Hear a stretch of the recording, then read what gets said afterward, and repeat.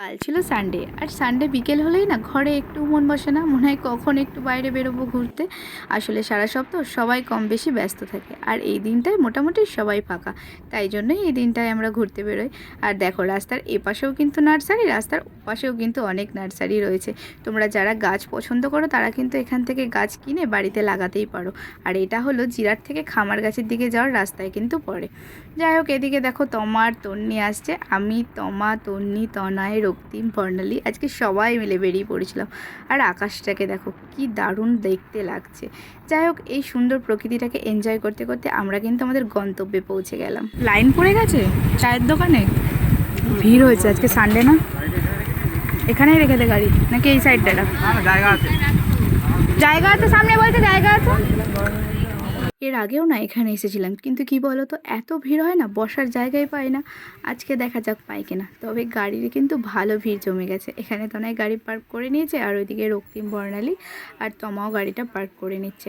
আসলে জায়গাটা এত সুন্দর না, সবাই কম বেশি এখানে ঘুরতে চলে আসে। আর চা খাওয়াটা তো উদ্দেশ্য মাত্র। সারা সপ্তাহ কাজের ফাঁকে একটা দিনই রেস্ট। ওই দিনটায় ঘোরার জন্য আমাদের কাছে বেস্ট।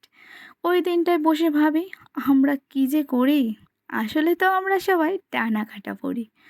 আড্ডা মানেই চায়ের দোকানে, আড্ডা মানেই চায়ের দোকানে। বন্ধুদেরকেও পাই ওখানে, চায়ের কাপে চুমুক দিই বিস্কুট না ভিজিয়ে। আসলে তো আমরা ঘোরার নামে থাকি না কখনোই পিছিয়ে। সত্যি আমরা ঘুরতে প্রচণ্ড ভালোবাসি। আর জায়গাটার নাম কিন্তু রিভার সাইড, আজকে যেখানে এসেছিলাম। আর সাথে কতটা মিল দেখেছো জায়গার, পুরো কিন্তু রিভার সাইডেই রয়েছে। আর দারুণ অ্যাম্বিয়েন্স। আর সত্যি কথা বলতে সন্ধেবেলা এত সুন্দর হাওয়া বইছিল, কী আর বলবো। ক্রেজটা দেখেছো, কত বাইক দাঁড় করানো রয়েছে।